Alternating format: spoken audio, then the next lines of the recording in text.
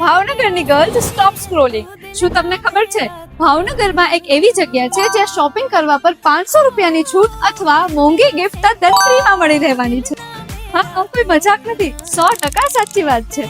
હું વાત કરી રહી છું આકલોલ જકાતનાકા સામે સંસ્કાર સ્કૂલ રોડ પર આવેલા ગાયત્રી કટલેરી એન્ડ ગિફ્ટ કલેક્શનની, જે ભાવનગરની ગર્લ્સ એન્ડ બોયઝ માટે વન સ્ટોપ શોપિંગ ડેસ્ટિનેશન છે.